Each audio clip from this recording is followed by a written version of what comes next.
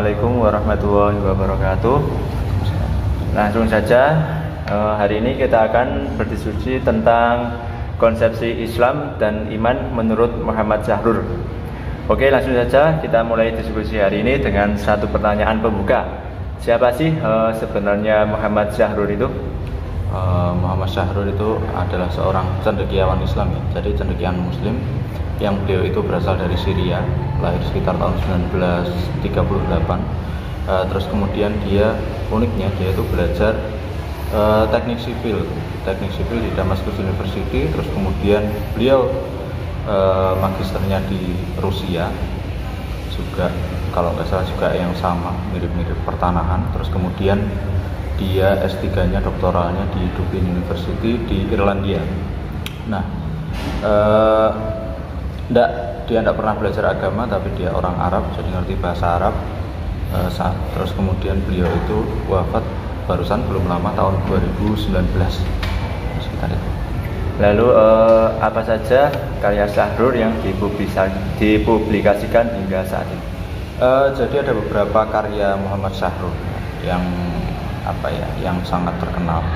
Di antaranya karyanya yang pertama itu adalah Alkitab wal Quran Qiraah Mu'asirah. Itu ditulis pertama kali oleh Syahrur 20 tahun lamanya.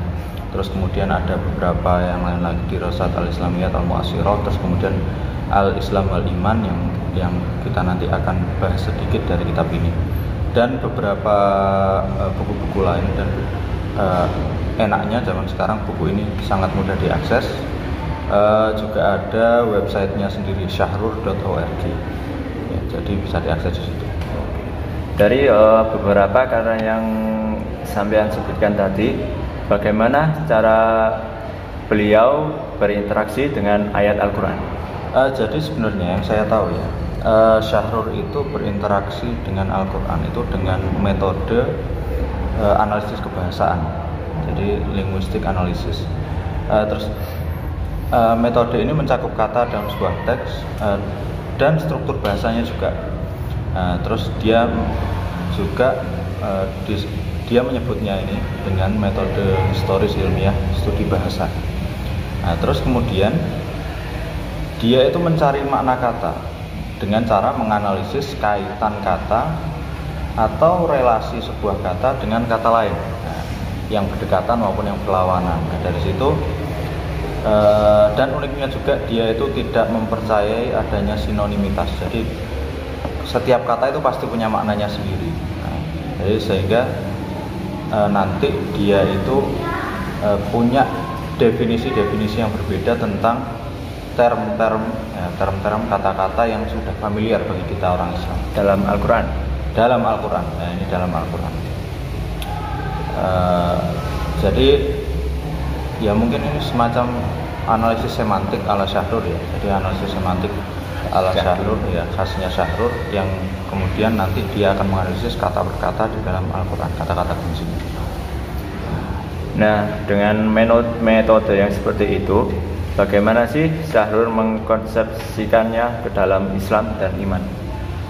Nah, Syahrur ini unik ya, ketika membahas tentang Islam dan iman. Dia itu dalam bukunya Al-Islam wal-Iman, di openingnya dia itu menyebutkan beberapa ayat, misalnya innal muslimina wal muslimati wal mu'minina wal mu'minat. Terus kemudian asarabu in talaqakunna yubdilahu azwajan khairan minkunna muslimatin mu'minatin qanitatin, dan seterusnya. Juga ayat qalatil a'rabu amanna qul lam tu'minu walakin qulu aslamna. Nah, dari sini beliau menyimpulkan bahwasanya sebenarnya muslimin, mukminin itu berbeda. Jadi Islam dan iman itu berbeda. Muslimin, muslimat itu satu entitas tersendiri. Terus kemudian mukminin dan mukminat itu juga entitas yang lain. Nah, dari sini dia mengemukakan bahwa Islam itu tidak sama dengan iman. Islam itu beda dengan iman. Nah, terus beliau juga menyinggung beberapa ayat.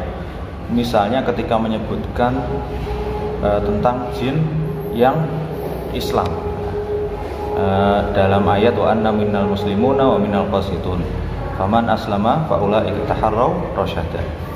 Terus kemudian misalnya tentang Nabi Ibrahim, maka Ibrahimu Yahudiyya wala Nasraniyya walakin kana hanifan muslimah. Nah, mereka dianggap Ibrahim ini hanifah muslimah. Jadi Muslim itu satu entitas yang berbeda dengan mukmin. Nah, dan beberapa contoh-contoh pada ayat yang lain. Berarti Islam mukmin itu berbeda. Betul. Islam dan mukmin itu menurut Syahrur ini menurut Syahrur ini berbeda. Muslim dan mukmin ya. Muslim dan mukmin itu berbeda. Islam dan iman itu berbeda. Makanya kalau Islam itu dia nanti lebih global. Makanya tadi ada ayat tentang Ibrahim, tentang jin. Di contoh yang lain juga ada tentang Nabi Nuh, terus kemudian penyihirnya Fir'aun. Mereka menyebutkan diri mereka muslimun, mereka Islam. Tapi mereka enggak iman. Itu. Jadi itu entitas yang berbeda. Kalau begitu, yang dimaksud rukun Islam menurut Syahrur itu apa? Jadi tadi kan sudah menjelaskan kalau Islam dan iman itu beda. Maka Islam itu tidak harus pengikutnya Nabi Muhammad. Islam itu tidak harus pengikutnya Nabi Muhammad. Beliau menyinggung ayat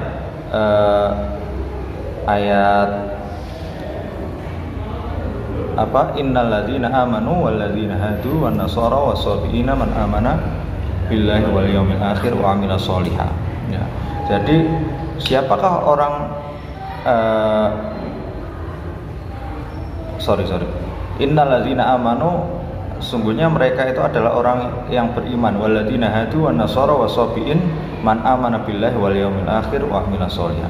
Jadi orang Islam itu bisa saja dari golongan amanu, yaitu min atba'i Muhammad, dari golongan pengikutnya Nabi Muhammad, atau hadu dari golongan pengikutnya Nabi Musa, atau nasara dari golongan pengikutnya Nabi Isa, dan sobiin. Mereka semua itu oleh Syahrur dianggap sebagai golongan Islam. Nah, maka rukun Islam itu yang pertama amanah billah, beriman kepada Allah. Terus kemudian amanah bil yaumil akhir, mengimani hari akhir. Terus kemudian wa amila sholihan, kemudian beramal soleh. Jadi hanya 3 ini rukun Islam versi Syahrur. Berarti bukan 5. Bukan. Kalau yang universal kan 5. Ya, kita selama ini kan tahunya 5, dan itu juga keyakinan saya. Cuma Syahrur ini emang unik, berbeda sendiri. Berbeda. Jadi ada 3 menurut Syahrur rukun. Nah, itu tadi kan udah dijelasin rukun Islam menurut Syahrur. Sekarang rukun iman menurut Syahrur. Nah, konsepsi keimanan menurut Syahrur ini juga berbeda dengan yang sudah kita ketahui. Umumnya kita kan tahu kalau iman itu menurut Syahrur, iman itu menurut kita ya, itu ada 6, mulai dari iman kepada Allah sampai iman kepada qada dan qadar. Nah, tapi Syahrur ini beda. Beliau dengan mengemukakan beberapa ayat, misalnya ya ayyuhalladzina amanu aminu billahi wa rasulihi wal kitabil ladzi nazzala ala rasulihi wal kitabil ladzi anzala min qabl. Juga misalnya ayat walladzina amanu wa amilus solihati wa amanu bima nuzila ala Muhammad. Jadi ada perintah untuk orang-orang yang beriman. Jadi disuruh, wahai orang yang beriman, berimanlah kamu kepada Allah dan Rasulnya dan kitabnya yang diturunkan kepada Rasulnya. Nah, artinya ini orang Islam diperintahkan untuk beriman. Jadi beda, ini lagi-lagi beda juga. Sehingga di situ dapat diambil kesimpulan, dan Syahrur juga menyimpulkan kalau rukun iman itu nanti ada 7, bukan 6, 7, dan ini juga berbeda. Yang pertama adalah iman kepada Nabi Muhammad dan apa-apa yang diturunkan kepadanya. Nah, jadi mengimani mukjizatnya, Al-Quran itu. Terus kemudian mendirikan sholat. Nah, ini kan kalau kita rukun Islam, tapi menurut Syahrur ini rukun iman. Terus kemudian membayarkan zakat, terus kemudian puasa Ramadan, kemudian berhaji ke Baitullah. Terus selain itu ada lagi syura, musyawarah, dan kemudian al-qital fisabilillah. Ya, jadi berjihad fisabilillah. Nah, ini 7 ini merupakan konsep iman menurut Muhammad Syahrul.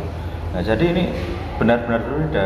Kita tahu kan selama ini sholat, zakat, puasa, haji ini kan rukun Islam. Rukun Islam. Nah, tapi kalau nek corone Syahrul, nah ini adalah rukun iman. Jadi iman itu adalah tuntutan yang dituntutkan kepada umatnya Nabi Muhammad, khusus kepada Nabi Muhammad. Jadi ini tidak dituntutkan kepada umat nabi-nabi sebelumnya. Makanya mereka tetap dianggap Islam. Nah, ini menurut Syahrul lagi-lagi mereka tetap dianggap Islam. Misalnya orang Nasrani dianggap Islam, tapi mereka punya tuntutan sendiri. Makanya mereka disebut Nasoro, bukan mukmin. Nah, jadi kurang lebih begitu kalau imannya. Kan tadi udah dijelasin. Nah, kesimpulannya. Nah, terus kesimpulannya dari ini, jadi Syahrul itu yang penting mengemukakan Islam itu lebih global daripada iman. Jadi orang Islam itu belum tentu iman. Nah, ini kalau caranya Syahrul. Ini orang Islam itu belum tentu iman. Jadi iman itu hanya bagian kecil dari Islam. Makanya ada Nasoro, ada Hadu tadi, ada As-Sobiin. Nah, itu termasuk golongan orang yang Islam menurut Syahrul.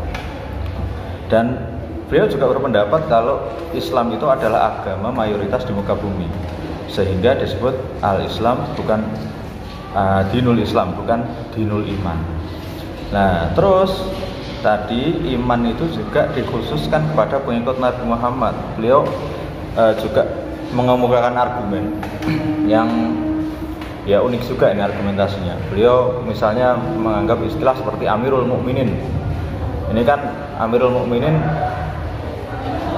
pemimpinnya orang-orang yang beriman, tidak dikatakan Amirul Muslimin. Nah, tadi makanya lagi-lagi beda. Terus kemudian istri-istrinya Nabi disebut Ummahatul Mukminin, bukan Ummahatul Muslimin. Nah, ini kan berarti mengindikasikan kalau mukmin itu memang betul-betul hanya pengikutnya Nabi Muhammad. Nah, terus kemudian tadi juga kalau Islam itu hanya 3 tadi, rukun iman itu tadi ada 7. Dan rukun iman itu adalah mengakui kebenaran dari Rasul-Rasul, risalah-risalahnya, ritual-ritual, sampai surah jihad tadi. Ritual-ritual seperti sholat, puasa, haji, dan lain sebagainya.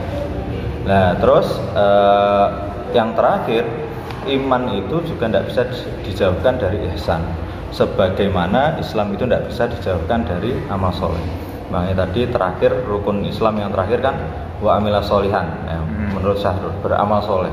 Dan ini harus diimplementasikan juga dalam rukun iman, sehingga ketika kita mengimani Nabi Muhammad itu beriman dengan ihsan. Sholat juga sholatnya harus dengan ihsan, puasanya dengan ihsan. Jadi semuanya itu menjadikan amal soleh yang benar-benar bagus. Ya, mungkin begitu kurang lebih ya. Baik, terima kasih atas penjelasan Mas Ibnu mengenai Islam dan imam menurut Muhammad Syahrul. Nah, laki-laki ini menurut Muhammad Syahrul. Tapi nggak perlu nggak perlu diyakini ya, cukup dipelajari atau? Ya diyakini ya terserah ya. Diyakini terserah, ya yakin nggak yakin terserah. Cuma ini yang penting ya semoga bisa menambah pengetahuan kita aja. Oke, cukup sekian. Terima kasih. Wassalamualaikum warahmatullahi wabarakatuh. Waalaikumsalam.